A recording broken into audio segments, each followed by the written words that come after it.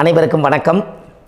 பாரம்பரிய திருவள்ளுவர் குலவம்சம் பிரசன்ன ஜோதிடர் சுப மாரிமுத்து திருப்பூரிலிருந்து இந்த பதிவு உங்களுக்காக.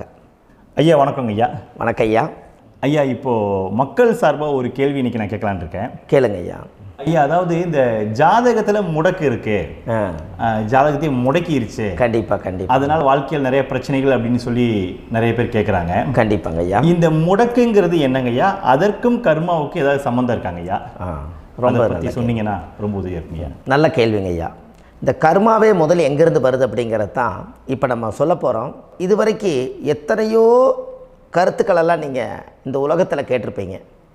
ஆனால் இந்த பதிவில் நீங்கள் பொறுமையோடு இந்த கருத்தை ஒரு இனிமையோடு நிதானமாக கேட்டிங்கன்னா உங்களுடைய ஊழ்வினை கர்மா எங்கிருந்து உருவாச்சு, இதனுடைய இந்த கர்மானால் நாம் என்ன கஷ்டப்படுறோம், நாம் இந்த பூமியில் பிறக்கிறதுக்கு என்ன வரம் வாங்கி வந்தோம், நம்ம பாவ புண்ணியமெல்லாம் ஜாதக கட்டத்தில் போய் எப்படி எடுக்கிறது, நம்மளுடைய தோஷம்னு சொல்கிறோமே அந்த தோஷம் எப்படி கிரியேட் ஆகுது, நம்ம இந்த பூமியில் பிறக்கும்போது கொண்டு வந்த கர்மாவா, இல்லை கடவுளே நம்மளுக்கு ஒரு தண்டனையாக கொடுத்த கர்மாவா, இல்லை நம்ம இந்த பூமிக்கு வந்ததுக்கு அப்புறம் செய்த கர்மாவா, இது எல்லாத்தையுமே நம்ம பொறுமையாக கேட்கணும்னா கண்டிப்பாக இந்த பதிவை நீங்கள் பொறுமையோடு கேளுங்க. உங்களுக்கு இதில் ஒரு பெரிய ஒரு ரகசியம் ஒன்று அடங்கியிருக்குது. அந்த ரகசியத்தை தான் இன்றைக்கி இந்த உலகத்துக்கு அரங்கேற்றம் பண்ணுறேன்.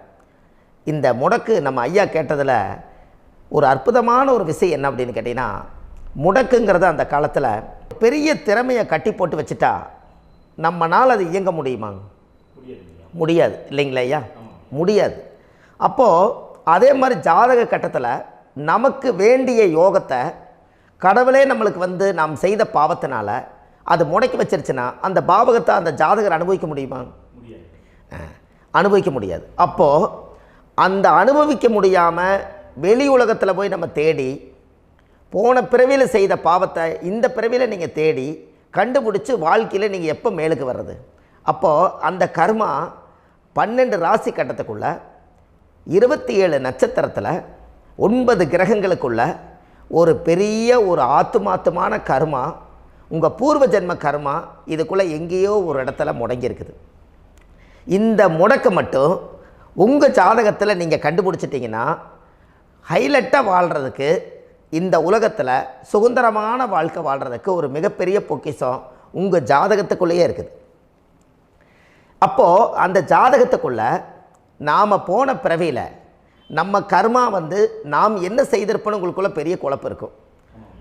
என்னங்க ஐயா, நீங்கள் என்ன கர்மா பண்ணிட்டு வந்தீங்க, நாம் போன பிறவியில் நம்ம யாரை ஒரு வதச்சோம், யாரை நம்ம மனசை புண்படுத்தினோம், நம்ம தாத்தாவுக்கு சோறு போட்டோமா, நம்ம பாட்டனுக்கு சோறு போட்டோமா, நம்ம முப்பாட்டனுக்கு சோறு போட்டோமா, நம்ம கொள்ளுப்பாட்டனுக்கு சோறு போட்டோமா, அப்போ நம்ம அப்பாவுக்கு நம்மளை பெற்றவருக்கு நம்ம சாப்பாடு கொடுத்தோமா, இவங்களுக்கெல்லாம் நம்ம சேவை பணிமடைகள் செஞ்சோமா, நம்மளுடைய உறவுகளுக்கெல்லாம் அரவணைச்சு போனோமா, நம்மளுடைய இந்த மாதிரி நாம் இரத்த சம்பந்த உறவுகளை இருந்து தான் இந்த உலகத்துக்கு நம்ம வெளியில் வந்திருப்போம். அப்போது வெளியில் நீங்கள் நிற்கிறீங்க, அப்படியே மேலே போய் பார்த்தீங்கன்னா ஒரு 7 தலைமுறையில் ஒவ்வொருத்தரும் செய்த கர்மாவெல்லாம் நம்ம பிளட்டு ரிலேட்டிவாக இப்போ நீங்கள் கரண்ட்டில் இருக்கிறவங்க கிட்ட தான் டெபாசிட் பண்ணியிருக்கோம்.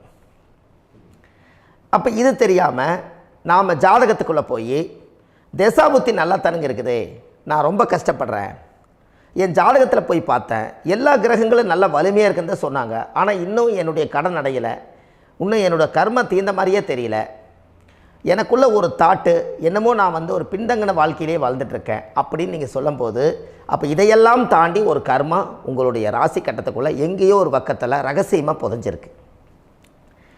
அப்போது அந்த ரகசியமாக புதைஞ்சிக்கக்கூடிய அந்த முடக்கு தான் இன்றைக்கி இந்த உலகத்துக்குள்ளே நீங்கள் தெரிஞ்சுக்கக்கூடிய விஷயம். அப்போ அந்த முடக்குங்கிறது ஒன்று உண்மை. இந்த உலகத்துக்கு நம்மளை எல்லாத்துலேயும் நல்லா யோசிச்சு பாருங்கள். 12 ராசி கட்டம் இருக்குதுங்களா ஐயா? ஆமாங்க ஐயா. ஆனால் கிரகம் எத்தனை இருக்குதுங்க? 9 தான் இருக்குங்க ஐயா. ஆமாம், 12 ராசிக்கு 12 கட்டத்துக்கு 12 கிரகம் கொடுத்துருக்கலாமல்ல கடவுள். அப்போ ஏன் 3 கட்டத்தை மட்டும் எம்டி பண்ணி மீதி 9 கிரகத்தை வச்சுக்கிறாருன்னா, அப்போ நாம் செய்த 3 தலைமுறை கர்மாவுக்கு அது எந்த கட்டம் பிளாக் ஆகுதோ அந்த கட்டத்துக்குள்ளே ஏதோ ஒரு ரகசியம் இருக்கிறனால தானே எங்கேயோ ஒரு பக்கத்தில் நீங்கள் கண்டிப்பாக கர்மாவில் மாட்டுவீங்கிறது கடவுளே படைச்சு தானே இதை உருவாக்கியிருக்காரு. 12 ராசிக்கு 12 கட்டம் கொடுத்துருந்தா எங்கே நீங்கள் சுற்றி வந்தாலும் ஏதோ ஒரு வீட்டுக்குள்ளே போய் உட்காந்துக்கலாம். ஆனால் ஒரு வீடு சுத்தமாக இருக்குது, ஒரு வீட்டில் 4 கிரகம் இருக்குது, ஒரு வீட்டில் 3 கிரகம் இருக்குது, ஒரு வீட்டில் 5 கிரகம் இருக்குது, ஒரு 3 வீடு 4 வீடு காலியாக இருக்குது. அப்போ எங்கேயோ ஒரு ராசி கட்டத்துக்குள்ளேயே கடவுளுடைய கர்மா விளையாட்டு, அது ரகசிய விளையாட்டு தான். அப்போது இந்த இடத்துல தான் உங்கள் ஜாதகத்தில் முடக்கு இருக்குது. இந்த முடக்கை நீங்கள் எப்படியெல்லாம் அதை ஆராய்ச்சி பண்ணி கண்டுபிடிக்க முடியும் அப்படிங்கிற ஒரு விஷயத்தை தான் இன்றைக்கி நம்ம இந்த உலகத்துக்குள்ளே இதை நுழைக்க போகிறேன். இப்போ அப்பா செய்த பாவம்னு ஒன்று இருக்குமில்லங்க ஐயா, நம்ம அறியாத வயசில் தெரியாதில்ல, அப்பா செய்த பாவம்னு இருக்கும். அப்பாவுடைய சொத்து பிள்ளைக்குத்தானா, அப்பாவுடைய பாவம் பிள்ளைக்குத்தானே, என்னங்க ஐயா? சரி, அப்போ தாத்தா இருக்கிறாரு, தாத்தாவுடைய கர்மா உயிர் எங்கே எழுதி வைக்கிறாருங்க? அப்போது மகனை விட்டுறாரு. அப்போ தாத்தா மாதிரியே முகம் இருக்குது, தாத்தா மாதிரியே அவருடைய நடை உடை பாவனை இருக்குது, அவர் தாத்தாவுடைய ஜீனு தான் அப்படின்னு இவர் சொல்லும்போது, அப்போ தாத்தாவுடைய சொத்து பேரனுக்கு சொந்தம்னா தாத்தாவுடைய பாவம் எங்கே போகுங்க? Very good. அப்போ அப்போது இந்த கர்மா எப்படி டிரான்ஸ்ஃபர் ஆகுதுன்னு உங்களுக்கு தெரியுதா? அப்போ நீங்கள் போன பிறவியில் அந்த தாத்தாவுடைய பேரனை நீங்கள் பிறக்கிறதுக்கு கர்மம் உங்களை செயல்பட வச்சுருக்குது. அதனால் நீங்கள் தாத்தாங்கிறீங்க. அதனால் அந்த கௌரவமாக எங்கள் தாத்தா சம்பாரித்த சொத்து நான் தான் அனுபவிக்கணுங்கிற விதியை நீங்கள் உருவாக்கிறீங்க.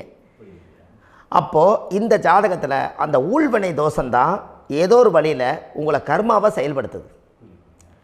அதனால தான் இந்த ஜாதகத்தில் எந்த ஒரு முடக்கை எடுக்கிறதா இருந்தாலும் சூரியன் என்ற நட்சத்திரம் எதுவோ அந்த நட்சத்திரத்துக்கு எந்த வீடு முடக்காகுதோ அங்கே தான் உங்களுடைய கர்மா ஒளிஞ்சிருக்கும். இதுதான் உங்களுடைய பெரிய ஒரு பொக்கிஷமான ரகசியம். சரிங்க ஐயா, இப்போ இதில் நவகிரகங்கள் 9 இருக்கும்போது ஏன் சூரியனை மட்டும் நம்ம இதில் எடுத்துக்கணும்னு நீங்கள் சொல்கிறீங்க? நல்ல கேள்விங்க ஐயா. நீங்கள் கேட்டீங்க பார்த்தீங்களா, 9 நவகிரகம் இருக்கும்போது சூரியனை மட்டும், அந்த சூரியன் என்ற நட்சத்திரம் பிறக்கும்போது அந்த வீடு மட்டும் முடக்காகுன்னு நீங்கள் கேட்டீங்க இல்லையா? இதுதான் அற்புதமான கேள்வி. ஏன் அப்படின்னு கேட்டிங்கன்னா, சூரியன்னா அப்பாவோட உயிர் கரு போய் அம்மாவுடைய பனிக்கூடத்தில் கர்ப்பத்தில் வச்சு 10 மாதம் 300 நாள் சுமந்து நீங்கள் இந்த பூமிக்கு வெளியில் வரும்போது நீங்கள் என்ன பாவத்தை இவங்க விதைச்சாங்களோ அந்த கர்மாவை வாங்கிட்டு தான் நீங்கள் வெளியில் பிரசவமாகறீங்க. இதுதானே? அப்போ சூரியன் என்ற நட்சத்திரம், அந்த சூரியனுங்கிறது உயிர் கருவல்லவா, அப்பாவுடைய உயிரணுக்கள் அம்மாவுடைய கருவிக்குள்ளே போய் நாம் குழந்தை வடிவத்தில் இருந்து 300 நாள் பாவ உன்னித்த பதிவில் ஏட்டு எழுதி ஒரு ஜாதகத்தை கையில் கொடுத்து பிறந்த உடனே உங்களுக்கு ஒரு ஏட்டை பெரட்டி நீ இப்படித்தான் விதி, இனிமேல் இப்படித்தான் நீ வாழணும்னு சொல்லி உங்கள் கர்மாவை நீங்கள் கர்மாவோடு தானே வெளியில் பிறக்கிறீங்க. அப்போ சூரியன் என்ற நட்சத்திரம் தானே இந்த உலகத்துக்கு ஒரு பெரிய ஒரு மகத்துவம். இப்போ பாருங்கள், விடிய வரைக்கும் நம்ம முழிச்சிட்ருக்குறோம், காலையில் சூரிய உதயமானால் அவங்கவுங்க செயல்படுறோம். மீதி எல்லா கிரகங்களுக்குமே வெளிச்சத்தை கொடுக்கக்கூடிய சக்தி சூரியனுடைய பிம்ப ஒளிக்குத்தானே உண்டு, என்னங்க ஐயா? அதனால தான் மேசத்து உச்ச வீடுன்னு சொல்லி மேசத்தை உச்சம்னு சொல்லி சூரிய உச்சத்தை அங்கே தான் வச்சாங்க. அப்போது அந்த காலச்சக்கரத்துக்கு 5ஆம் இடம் பூர்வ புண்ணியஸ்தானத்தில் போய் சிம்மத்தில் கொண்டு போய் சூரியனை ஆட்சி வீடுன்னு வச்சாங்க. அப்போது சூரியனில் இருந்து தான் அந்த மையப்புள்ளி உருவாகுது.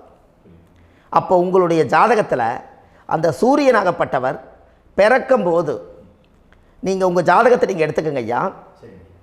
நீங்கள் இன்றைக்கே போய் கதவை திறந்து உங்கள் பெட்டியை திறந்து பீர்வாவுக்குள்ளே உங்களுடைய ஜாதகம் இருக்குது, அந்த ஜாதகத்தை எடுத்து ஜோதிடர்கிட்டையே நீங்கள் சந்தேகம் கேட்குறக்கு முன்பு நீங்களே உங்களுடைய கர்ம பற்றி தெரிஞ்சுக்கிறதுக்கு இந்த பதிவில் உங்களுக்கு ஒரு ரகசியத்தை சொல்லித்தரேன்.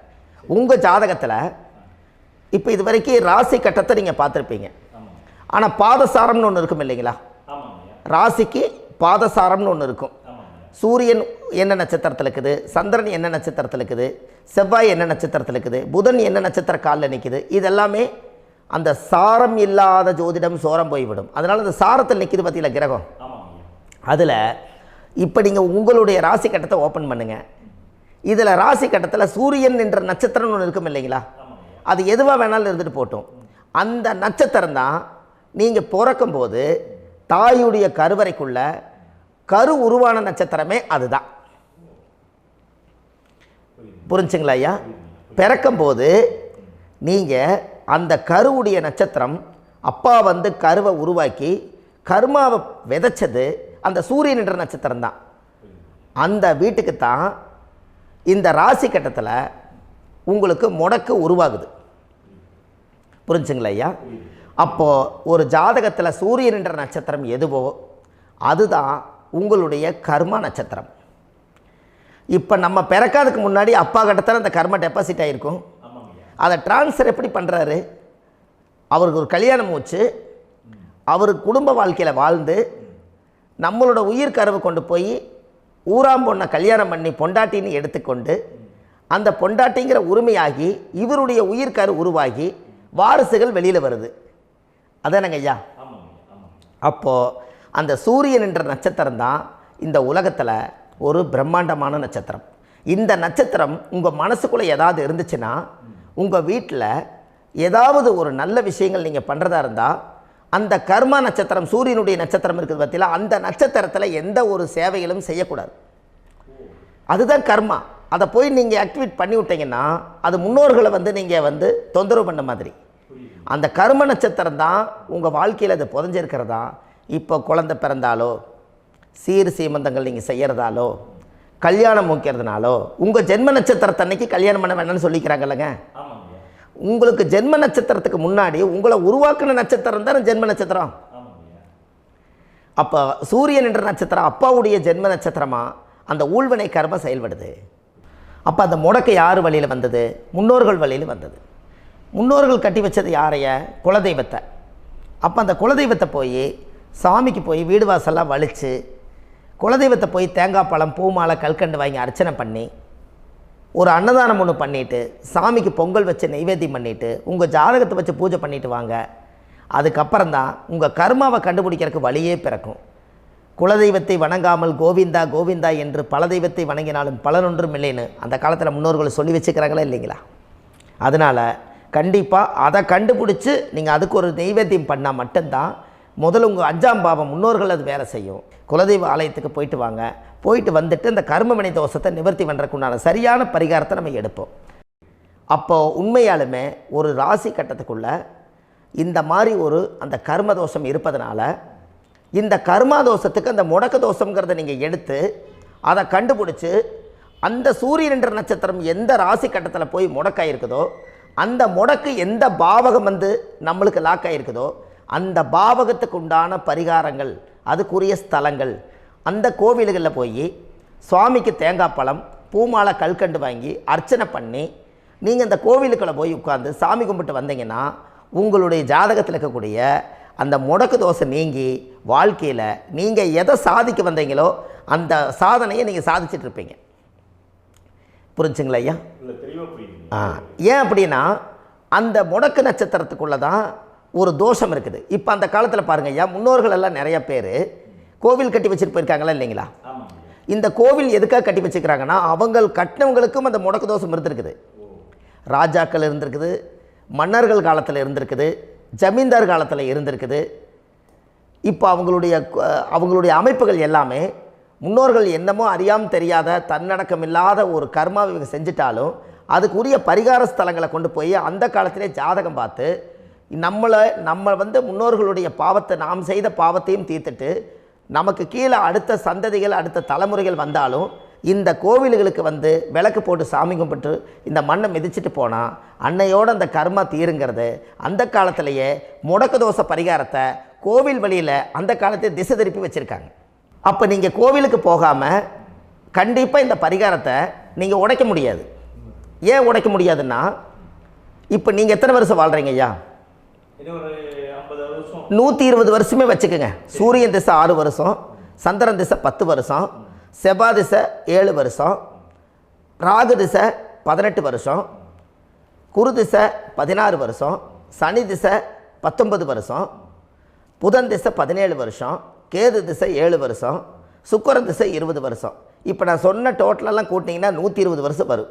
இது ஒரு மனிதர் பிறந்து பூரண ஆயுளோடு வாழ்ந்தால் இந்த 120 வருஷம் வாழ்ந்தால் அவர் இந்த பூலோக பதவி விட்டு சிவலோக பதவி போயிடுவார். அதுக்கு பேர் தான் பூரண ஆயுள் என்று பொருள். அப்போ இந்த பூரண ஆயுளை வாழ்ந்தவருக்கு 120 வருஷம். கோயில் எத்தனை வருஷம் வாழுதுங்க ஐயா? கோயில் பழங்காலத்து கோயிலெல்லாம் எத்தனை வருஷம் வாழுதுங்க? 12 வருஷத்துக்கு கும்பாபிஷேகம். அது ஓகே, அது பரவாயில்ல. 12 வருஷத்துக்கு ஒருக்கா பழசை புதுப்பிச்சு கும்பாபிஷேகம் பண்ணி மறுபடியும் அதுக்கு பவர் ஊட்டி சக்தி ஊட்டி அதுக்கு உருவேற்றுறாங்க.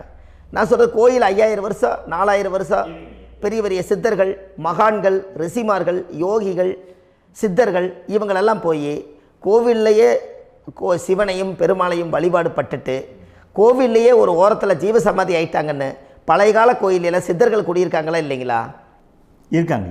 இருக்காங்கல்லங்க ஐயா.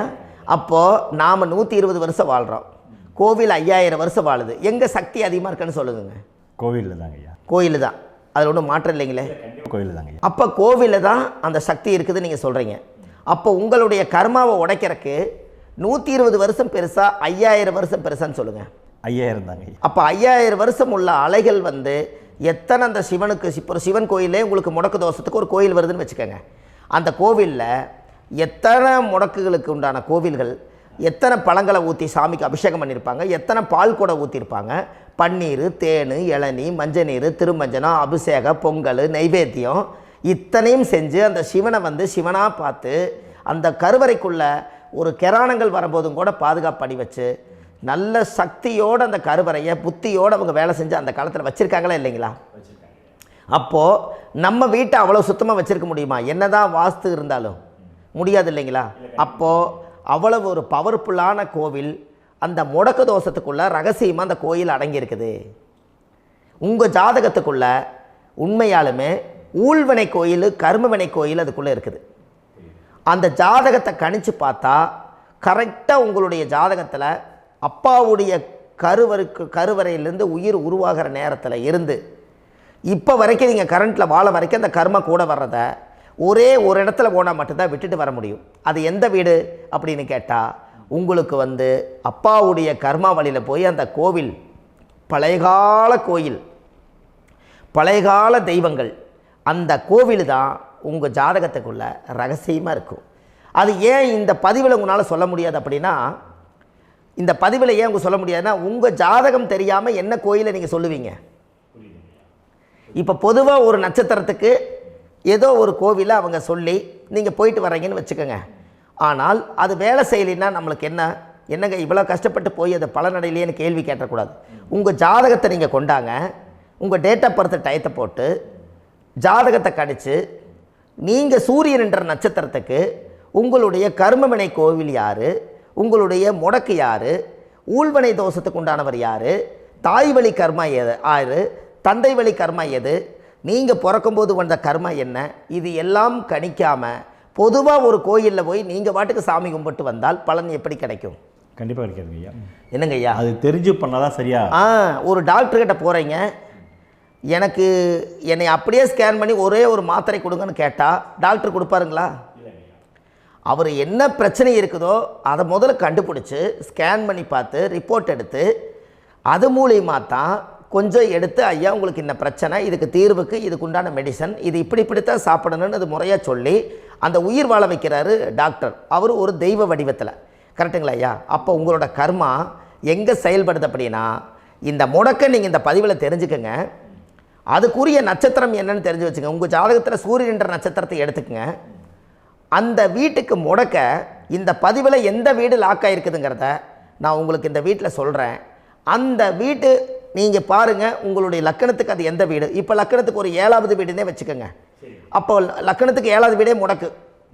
அப்படி ஒரு முடக்கு ஆகிப்போச்சுன்னா ஒரு ஜாதகத்தில் லக்கணம் தான் 1, 7ஆம் இடம்ங்கிறது மனைவி ஸ்தானம். ஒரு ஆணுடைய ஜாதகத்துக்கு 7ஆம் இடம் தான் மனைவி. அவருக்கு நல்ல மனைவி அமையாமல் ஆடம்பரம் இருந்தும் வீடு அரண்மனை மாதிரி இருந்தும் அந்த மனைவியை ஒரு சந்தோஷமாக அவர் அனுபவிக்க முடியாது.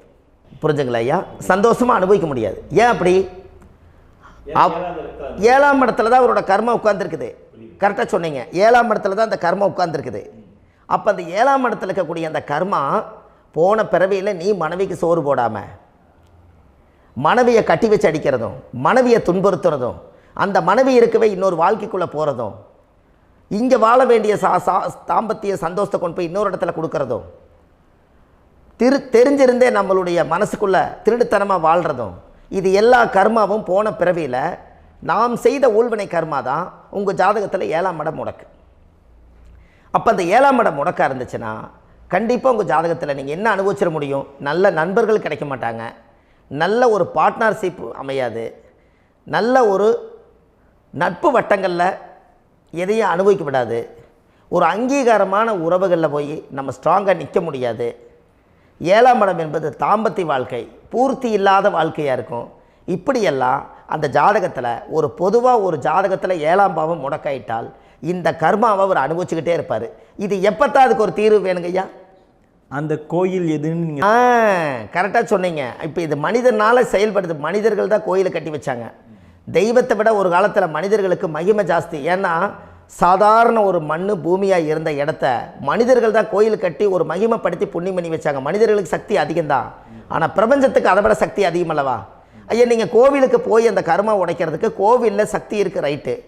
ஆனால் நம்ம வீட்டுக்கும் கோயிலுக்கும் ஒரு மிகப்பெரிய தொடர்பு என்னென்னா, அந்த கோயில் கட்டுறவங்க எல்லாமே பழைய காலத்து கோயிலெல்லாம் பாருங்கள், பஞ்சபூதத்தை வச்சு கட்டியிருப்பாங்க. பஞ்சபூதத்தை வச்சு தான் கட்டுவாங்க கோயில். அது உங்களுக்கு தெரியணும் இல்லைங்களா? பஞ்சபூதம்னா நீர், நெருப்பு, காற்று, பூமி, ஆகாயம்.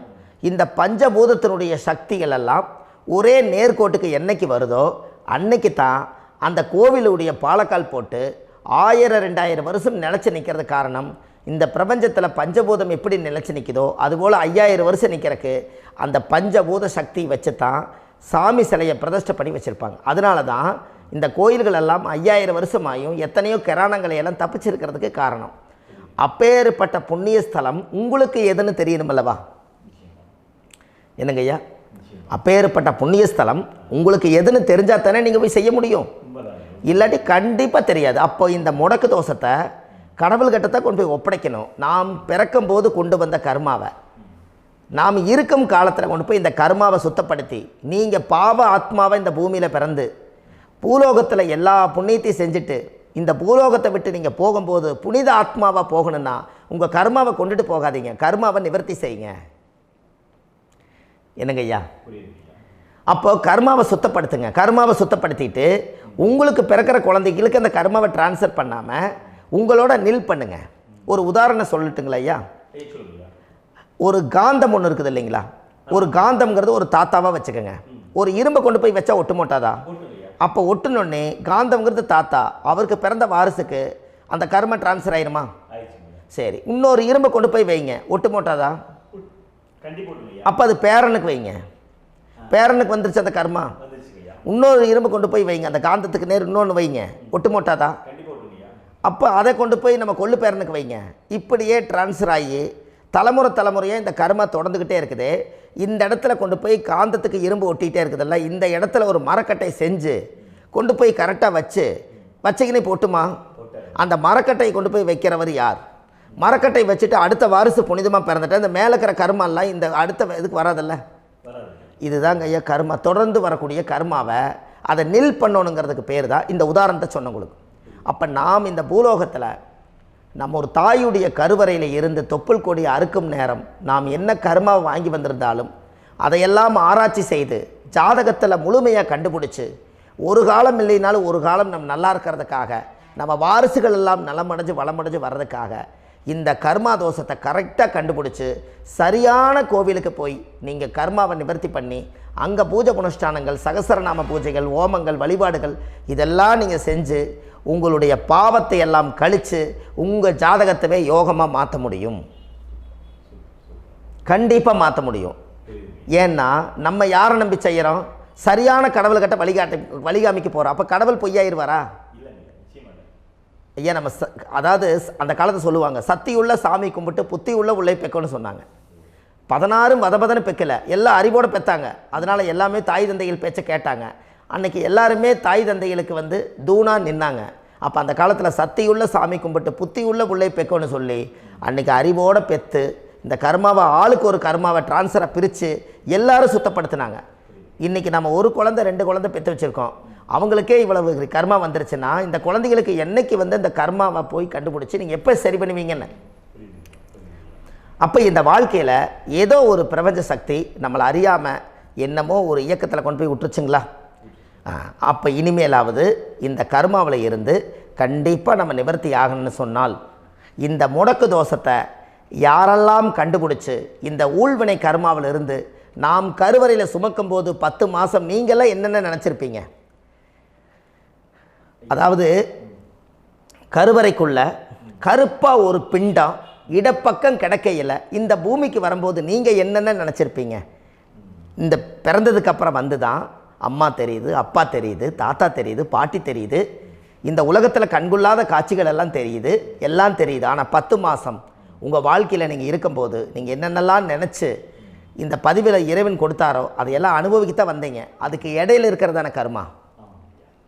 இந்த ஒரு விஷயம் உங்களுக்கு கிடச்சிருச்சுன்னா நீங்கள் எல்லாருமே ராஜயோகமாக பிழைப்பீங்கள்ல. இதில் ஏழை பணக்கார யாரையுமே சொல்ல வரல. அவங்க பிறக்கும்போது புண்ணியத்தை பொறுத்து தான் போன ஜென்மத்தில் நம்ம என்ன புண்ணியங்கள் பண்ணி வச்சோமோ அந்த புண்ணியத்தில் இன்றைக்கி நல்லா வாழ்கிறாங்க. ஒருத்தர் கேட்டார், என் ஜாதகத்தில்ங்க எங்கூட படித்தவர் இடம் வாங்கிட்டார், வீடு வாசல் கட்டிட்டார், தொழில் பண்ணிட்டார், நல்லா இருக்கார், ஆனால் நான் இன்னும் அப்படியே தான் இருக்கிறேங்கன்னு ஒருத்தர் கேட்டார். அதுக்கு ஒரு கருத்து என்னென்னா, டேட் ஆஃப் பர்த் ஒன்று தான், டைம் ஒன்று தானே வச்சுக்கோங்க. அவங்க அப்பா செஞ்ச புண்ணியம் வேறு, நீங்கள் செஞ்ச பாவங்கள் வேறு. அவர் செஞ்ச புண்ணியத்தினால அவருக்கு எல்லாமே முன்னாடி கிடைக்கிது. நீ கர்மாவெல்லாம் கழிச்சிட்டினா பின்னாடி கிடைக்க போகுது. இதில் மற்றவங்களை பற்றி வேற்றுமையாக நினைக்கிறதுல எந்த ஒரு இதுவுமே இல்லை. அப்போ ஒருத்தர் பார்த்து ஒருத்தர் வாழ வேண்டாம். உங்களுடைய சுய அறிவை வச்சு இந்த பூலோகத்தில் இந்த பூமியில் நீங்கள் 4 தெரிஞ்சு நல்ல விதமாக கற்றுக்கிட்டு இந்த உலகத்தில் சிறப்பாக வாழ கற்றுக்குங்க. அதுக்கு அந்த ஊழ்வினை தோஷத்தை கண்டுபிடிங்க. உங்களுக்குன்னு ஒரு முடக்கு இருக்குதுங்கிறத இன்றைக்கி நீங்கள் எழுதி வைங்க. அதை எப்படியாவது கண்டுபிடிங்க, அதை தேடுங்க. ஒரு முறை நீங்கள் ஜாதகத்தை கொண்டு வாங்க. அந்த ஜாதகத்தை கொண்டு வந்து உங்கள் பாவகத்தில் எத்தனாம் பாவம் முடக்காயிருக்குதுன்னு பாருங்கள். அந்த பாவகம் முடக்காயிருச்சுன்னா உங்கள் வாழ்க்கையில் அதிலிருந்து உங்களால் வெளியில் வரவே முடியாது, கண்டிப்பாக வர முடியாது. அதை நீங்கள் கண்டுபிடிச்சா மட்டும்தான் நீங்கள் மேலே வர முடியும். ஏன்னா நிறைய பரிகாரங்கள், பூஜைகள், யாகங்கள், ஓமங்கள் எல்லாம் செய்து வச்சும் கூட அந்த கர்மவினைக்கு உண்டான கோவிலுக்கு போய் அந்த 5000 வருஷ பழமை வாய்ந்த தெய்வத்துக்கிட்ட போய் நீங்கள் முறையிட்டு விளக்கு போட்டு உங்கள் கர்மத்தை எல்லாம் நான் நீ தான் தீர்த்து கொடுக்கணும்னு சொல்லி நம்பிக்கையோடு நீங்கள் போய் அந்த சரணாகதி அடையிறீங்க பாருங்கள், அங்கே தான் உங்கள் கர்மாவை எடுத்து விடுறாரு. அப்போ இந்த ரகசியம் உங்களுக்கு வேணுமல்லவா? அப்போ உங்கள் ஜாதகத்தில் எங்கே முடங்கி அதுக்குரிய கோவில்கள் எல்லாம் என்ன, அதுக்கு தான பரிகாரம் என்ன, அதுக்கு நீர் பரிகாரம் என்ன, யாத்திரை பரிகாரங்கள் என்ன, நீங்கள் வீட்டில் இருந்தே செயல்படுத்தக்கூடிய பரிகாரங்கள் என்ன, பரிகாரம் கோவிலுக்கு போய்த்தான் நடக்குமா, இல்லை நாம் வீட்டில் வச்சு வணங்குறதுனால நடக்குமா, நாம் செய்யக்கூடிய தர்ம பரிகாரங்கள் என்ன, தான பரிகாரங்கள் என்ன, இப்படி பல விதமாக இருக்கிறனால உங்கள் ஜாதகத்துக்கு எந்த மாதிரி பரிகாரம் கனெக்ட் ஆகுதுங்கிறது தெரியணும். இது தெரியாமல் கண்டிப்பாக உங்களால் செயல்படுத்துறது ரொம்ப கஷ்டம். இதனால் இதை நீங்கள் தெரிஞ்சுக்கணும்னா இப்போ நம்ம பாருங்கள், நீங்கள் அந்த தெரிஞ்சுக்கிட்டாலே உங்கள் வாழ்க்கையில் ஒரு டைம் தான் நீங்கள் தெரிஞ்சுக்க போகிறீங்க. உங்களுடைய கர்மா என்ன, நீங்கள் எங்கே செயல்பட்டு போயிட்டுருக்கிறீங்க, உங்கள் போகிற பாதை சரியா இல்லை அந்த பாதையில் முள்ளு கல் இருக்குதா, இது எல்லாம் உங்களுக்கு தெரியலனா இந்த முடக்கை கண்டுபிடிக்கக்கூடிய சக்தி வாய்ந்த இந்த கர்மாவை நிவர்த்தி பண்ணுறதுக்கு வழிகள் இருக்குது. அதனால் நீங்கள் கண்டிப்பாக இந்த முடக்கை தெரிஞ்சுக்கணும். இந்த முடக்கு ராசினா என்ன உண்மையாலுமே உங்கள் வாழ்க்கையில் நீங்கள் தெரிஞ்சு இனிமேல் உங்கள் வாழ்க்கையில் இதுவரையிலும் கர்மாவுக்குள்ளேயே கஷ்டப்பட்டீங்க, வழி தெரியாமல் கண்ணை கட்டி காட்டில் விட்ட மாதிரி இருந்தீங்க. இனி அப்படி இருக்க வேண்டாம். உங்கள் ஜாதகத்தில் 12 ராசி கட்டத்தில் 9 கிரகம் போகும், மீனி 3 கிரகம், 3 கட்டம் உங்களுக்கு எங்கேயோ ஒரு பக்கத்தில் 3 கட்டம் எம்டியாக தான் இருக்கும். கரெக்டுங்களா? அது இல்லாமல் ஒரு ஜாதகம் பிறக்காது. ஏன்னா 9 கிரகத்துக்கு 9 கணக்கு போட்டால் 3 கட்டம் எம்டியாக தான் நிற்குது.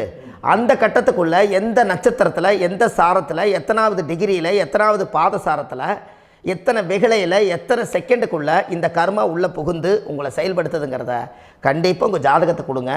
பார்த்து இந்த விஷயத்தை சொல்கிறேன், நீங்கள் அந்த இடத்துக்கு போய் நிவர்த்தி பண்ணிவிட்டு உங்கள் வாழ்க்கையில் கொஞ்சம் காலம் வாழ போகிறீங்க. பாருங்கள், பிறந்ததுலேருந்து 20 வருஷத்துக்குள்ளே இளமையாக வாழ்கிறீங்க, குழந்தையாக வாழ்கிறீங்க. 20லேருந்து 40 வயசுக்குள்ளே தான் உங்களுக்கு ஒரு பொண்ணை பார்த்து கல்யாணம் பண்ணி ஒரு கரு உருவாக்குறீங்க. அதுக்கப்புறம் 40லேருந்து 60க்குள்ளே குழந்தை பெற்று கடமை முடிச்சிடுறீங்க. 60 வயசுக்கு மேலே ரிட்டையர்ட் ஆகிடுறீங்க.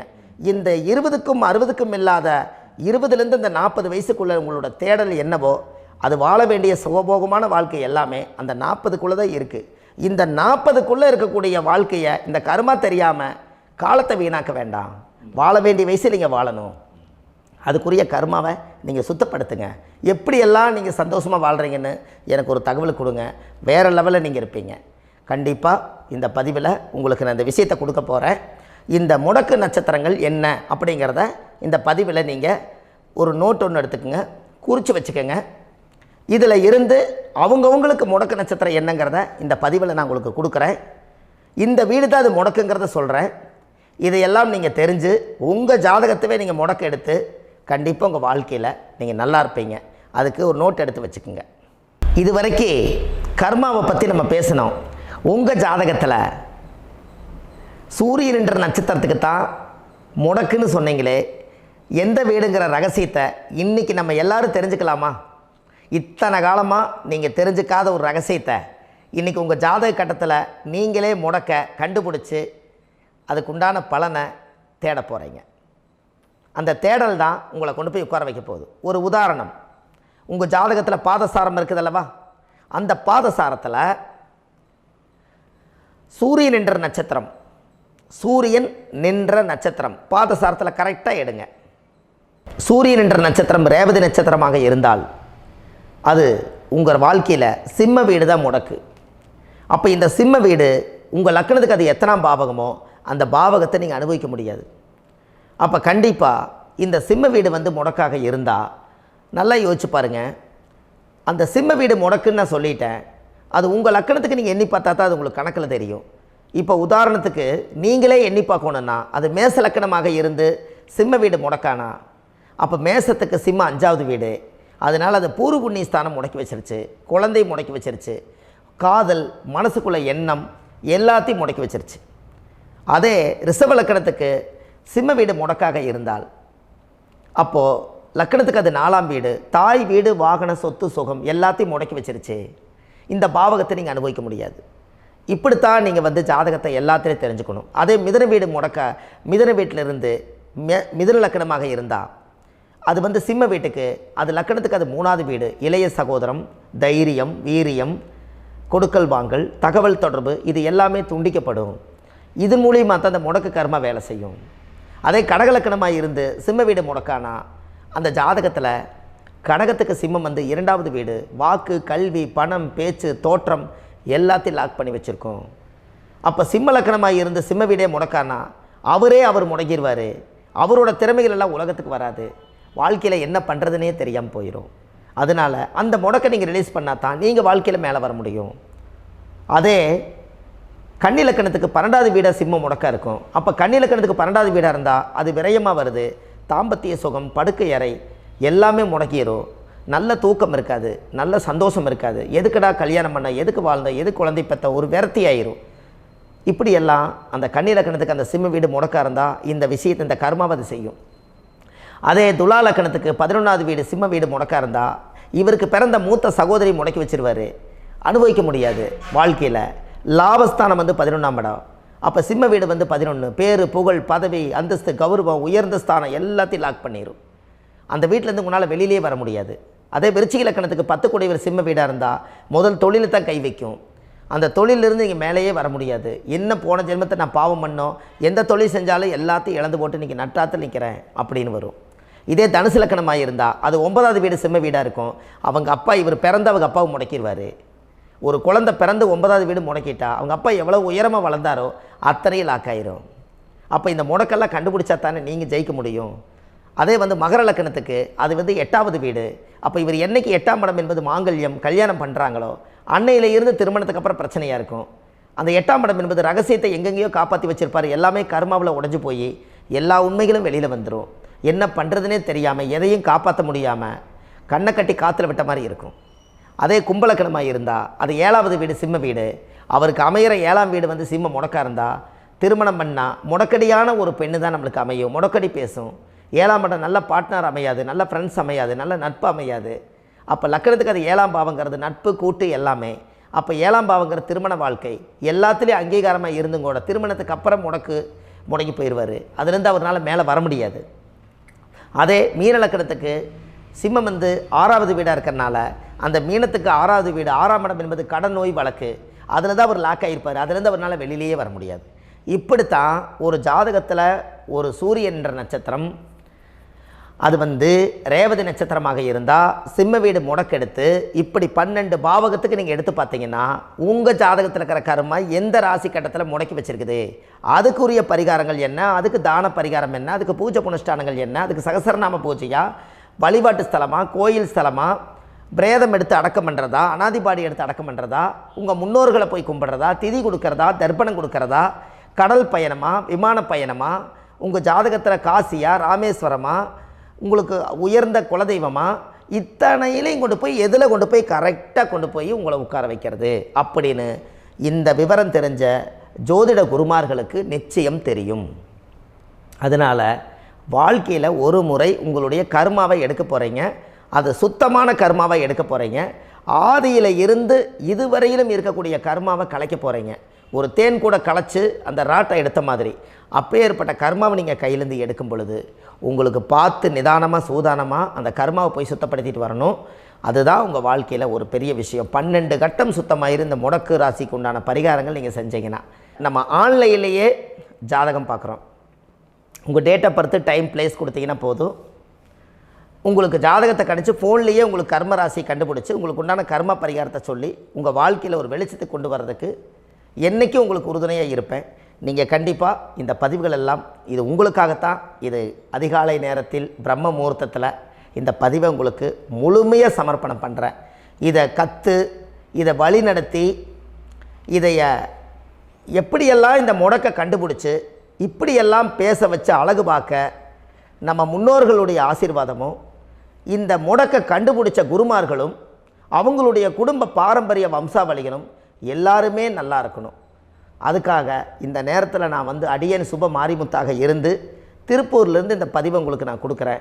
கண்டிப்பாக இந்த முடக்கு கோயிலுக்கு, இந்த முடக்கு தோஷத்துக்கு உண்மையான பரிகாரங்கள், எளிமையான பரிகாரங்கள் நீங்களே வாழ்க்கையில் செஞ்சு ஆதிகால பரிகாரங்கள் உங்கள் மனசுக்குள்ளே இருக்குது. அதை செயல்படுத்தினா மட்டும் போதும், வாழ்க்கை எங்கேயோ போயிடும். கண்டிப்பாக ஒரு முறை உங்கள் ஜாதகத்தை அனுப்பி வைங்க, உங்களுக்கு நான் பார்த்து பலன் சொல்கிறேன். இன்றைக்கி நான் கொடுத்த பதிவுகள் எல்லாம் உங்களுக்கு ரொம்ப பயனுள்ளதாக இருந்திருக்கும். உங்களுக்கு இது வரைக்கும் எத்தனையோ கர்ம வினைகளை பற்றி தெரியாமல் இருந்திருப்பீங்க. இந்த பதிவில் நிறைய கேட்டு தெரிஞ்சுக்கிட்டீங்க. இதெல்லாம் வாழ்க்கையில் ரொம்ப முக்கியமான பரிகாரங்கள், எளிமையான பரிகாரங்கள். நேராக நீங்கள் கடவுளைத்தான் கெட்டியாக பிடிக்க போகிறீங்க. அந்த பரிகாரங்கள் எல்லாம் செஞ்சு அதிகாரமாக வாழ்ந்து இந்த பூலோகத்தில் நல்ல சிறப்பாக வாழ்கிறதுக்கு இந்த பரிகாரம் உங்களுக்கு ரொம்ப யூஸ்ஃபுல்லாக இருக்கும். கண்டிப்பாக இந்த பதிவை செய்யுங்க. நம்ம பாரம்பரிய திருவள்ளுவர் குல வம்சம், பிரசன்ன ஜோதிடர் சுப மாரிமுத்து, திருப்பூரில் இருக்கேன். 30 ஆண்டு காலமாக நம்ம ஜோதிடம் பார்த்து கொண்டிருக்கிறோம்.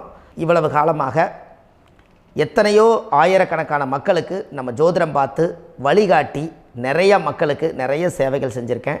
நிறைய கோயில் கட்டி வச்சுருக்கேன், கும்பாபிஷேகங்கள் பண்ணி வச்சுருக்கேன், அன்னதானங்கள் நிறையா பண்ணி வச்சுருக்கேன், புண்ணிய யாத்திரைகள் நிறைய போய் வந்திருக்கேன். மக்களுக்காகவே நான் உங்களுக்கு உழைக்க தயாராக இருக்கேன். இந்த ஜோதிடம் என்னுடைய ஒரு பாரம்பரியமாக என்னுடைய அப்பா, தாத்தா, முன்னோர்கள் இதெல்லாம் எங்களுடைய குலத்தொழில் இது. அதனால் நாங்கள் பாரம்பரியமாக திருவள்ளுவர் குல வம்சம். வள்ளுவர் வாக்குன்னு யூடியூப் சேனலில் போனீங்கன்னா 1000 பரிகாரங்கள் கொடுத்துருக்கேன். அதுவும் உங்களுக்கு ரொம்ப யூஸ்ஃபுல்லாக இருக்கும். வள்ளுவர் வாக்கு அப்படின்னு போடுங்க, அப்படி இல்லைன்னா சுப மாரிமுத்துன்னு போடுங்க. இதில் பரிகாரங்கள் நிறையா கொடுத்துருப்பேன். கண்டிப்பாக இதெல்லாம் நீங்கள் சந்தித்து நீங்கள் ஒரு சப்ஸ்கிரைப் பண்ணி வச்சுக்கோங்க. நான் போடக்கூடிய பதிவுகள் எல்லாமே உங்களுக்கு நோட்டிஃபிகேஷனாக வந்துடும். அதனால் நீங்கள் ஒரு சப்ஸ்கிரைப் பண்ணி வச்சுக்கோங்க. தினமும் ஒரு தகவல் உங்களுக்கு கொடுத்துக்கிட்டே இருக்கேன். இதெல்லாமே உங்களுக்கு ஒரு பெரிய சந்தோஷமான நிகழ்ச்சிகள். என்றைக்கும் உங்களோட நான் வாழ்கிறேன். உங்களுடைய குடும்பத்தில் நான் ஒருத்தராக இருந்து குடும்ப ஜோதிடராக நான் இருப்பேன். கண்டிப்பாக ஆயுளுள்ள வரைக்கும் உங்களுக்காக இந்த ஜோதிடத்துக்கு உழைச்சி உங்கள் குடும்பத்தில் ஒருத்தராக நான் ஒரு ரத்த உறவில் நான் இந்த பூர்வ ஜென்மத்தில் உங்களுக்கு நான் கடமைப்பட்டிருக்கேன். கண்டிப்பாக அடுத்த பதிவில் உங்களை நான் சந்திக்கிறேன். வாழ்வது ஒரு முறை, வாழ்த்தட்டும் தலைமுறை. நன்றி, வணக்கம்.